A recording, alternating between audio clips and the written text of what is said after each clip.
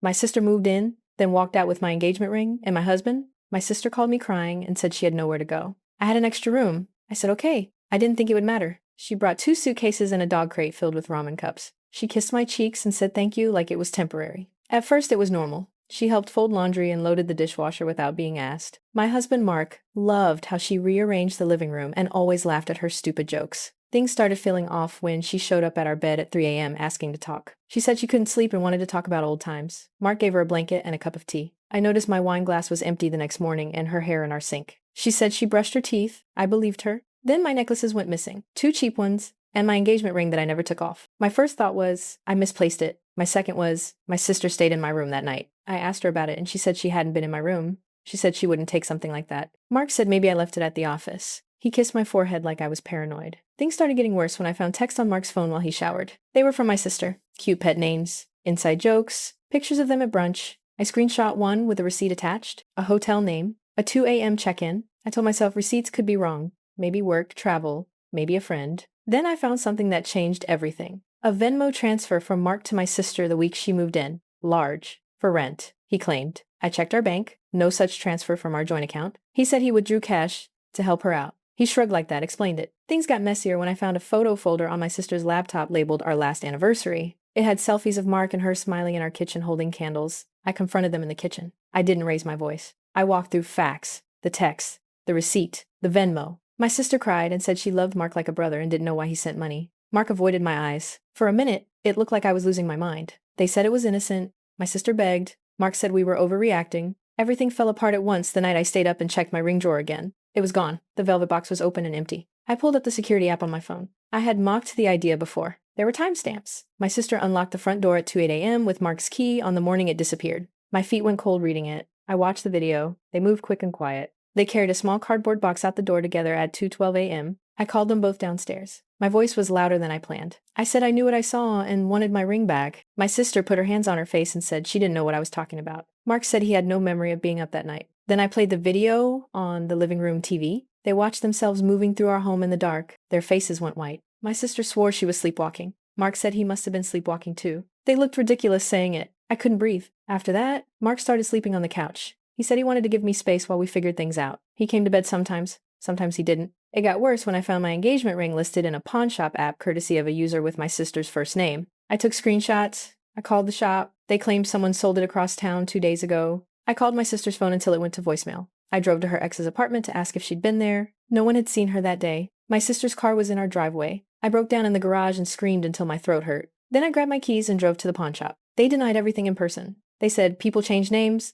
None of them matched. I left the store shaking and called Mark, and he didn't pick up. When I got home, there were boxes stacked by the door. My sister was gone. Her suitcase was gone. The dog crate was empty. A note on the table said she had left to stay with a friend. My ring was not there. My necklace wasn't there. Cash missing from my wallet. My heart felt like a fist. My best friend made me sit down and breathe. She suggested calling the police. I said I would, then hesitated. I was embarrassed. Family drama. Who would believe me? Things got real when the neighbor's doorbell camera sent me a clip. Mark carrying a duffel bag out at dawn, looking over his shoulder, then dropping the bag in the back of a black SUV. I called the police and gave them everything. The pawn receipts, the screenshots, the video from my security. They said they would file a report. They said they would try to contact both parties. The night before the officer called me back, my mother arrived at my door. She had an empty stare and told me to come with her. We drove an hour to their house. I thought maybe they'd found my things. Instead, I walked into a family room full of stuff that belonged to me, stacked with moving boxes. My sister sat on my childhood couch, holding my ring on a chain around her neck. Mark sat beside her. He had a suitcase by his feet. My mother told me to sit. She didn't look at me. My sister smiled that sick, fake smile and said she had something to tell me.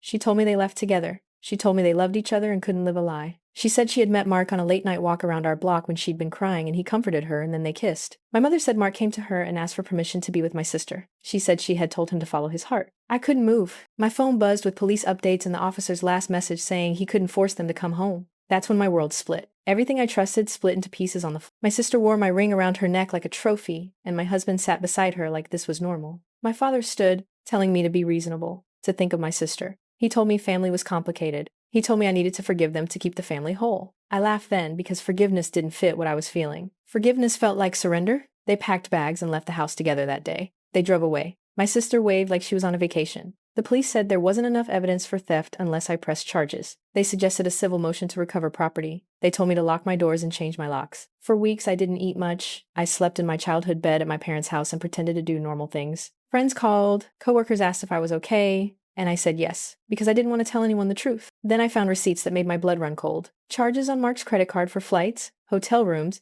and a deposit at a resort under my sister's name. I printed everything. I gave it to my lawyer. He listened and asked me if I wanted a restraining order. I said no because I wanted my husband back, not to tear him off some paper. A private investigator I could barely afford found photos of them buying a cheap engagement ring for her 2 towns over. They posed at a courthouse with a certificate months later, smirking in selfies. I felt like I'd been punished for being kind, for letting family live rent-free when they needed it. They'd walked out with more than things. They had walked out with the version of my life I trusted. I could have gone to war. Lawyers, court filings, police interviews, public fights. I almost did. Then my lawyer said something simple that hit a nerve. He said they had taken the story from me. He said I could take it back by building a new story for myself. So I started small. I changed my locks. I closed the joint accounts. I emailed my boss to say I needed a week off, and I finally told him why. My first crack of strength came when I deleted the photo of Mark from my phone. I didn't throw the rest away. I put him in a folder and hid it. Then I found someone who didn't know any of our history and treated me like a human. Her name was Lisa. She worked at the coffee shop and didn't care that my family had exploded. We talked for hours about stupid things, about the grocery store and the weather and a dog she wanted. She didn't have advice. She listened, which felt like real medicine. Weeks later, everything escalated when Mark's mother called to say they'd filed for divorce. She sounded like she'd been at the center of something that broke her, too. For a day, I thought being free would be easy. Then Mark's name kept appearing in headlines and on friends' feeds because my sister wanted everyone to know she had left with the man I loved. My lowest point was when a package arrived at my parents' house. Inside, there was a small velvet box and a note saying they were engaged and didn't want to hide anymore. I ripped the note up. I flushed the box down the toilet. It didn't fix anything. It just made me angrier and quieter at the same time. Something in me snapped into place when I read a line in my grandmother's journal that said she always wanted me to be brave. I decided to do what brave looked like for me. I sold the house we had bought together. I signed papers that made me feel more in control than anything had since they left. I kept one thing, my grandmother's brooch, and wore it like a promise. I told my story to the lawyers in court, and they made it plain. My sister and my husband had broken vows, not just with me, but with the people around them. The judge issued a temporary order for my things to be returned while property issues were sorted. It was messy and slow and not the revenge I wanted. But the ring came back, in a box, in evidence, dusty and scratched. They served papers the day the ring returned. A divorce, an annulment, a claim for theft. I didn't celebrate. I took photos for records and then put the ring in a safe. Months later, my sister called from a phone number I didn't recognize. She said she was sorry, that things were different now, that the baby she carried wasn't mine. I listened without interrupting. She wanted my forgiveness, like it was a lottery ticket. I said I couldn't give it, not now. My lawyer told me to be reasonable about custody and finances. I was reasonable, because being petty would make me small. Today my life was smaller in some ways and bigger in others. I still grieved. I still woke up some nights thinking I would find them on the couch like it was a prank. But I also had a quiet apartment with a plant I hadn't killed yet, and a job that paid my bills. I learned to sleep with the curtains open. People asked if I hated them. I didn't know. Hatred felt heavy. I felt tired and honest and free in a way that sucked, but also felt true. The last time I saw them was at the courthouse steps. They held hands like that proved something. I didn't look away. I watched them walk together into a life they chose without me. The ring was back in my safe. The house was sold. The dog crate was at the thrift store. I made a rule to never let anyone move into my home and call it temporary with promises I couldn't enforce. I still don't know if I did the right thing by taking the money from the sale and moving across town, but the air felt different on my face when I opened my front door alone. Months later, I go to bed without thinking about where they are. I still have nights I cry, but they are shorter. I don't know if they ever regretted it because regret didn't fix me. What fixed me was deciding I was worth protecting. I kept the ring because it reminded me I survived taking something back. I still don't know how to feel about any of it, but at least the truth was out.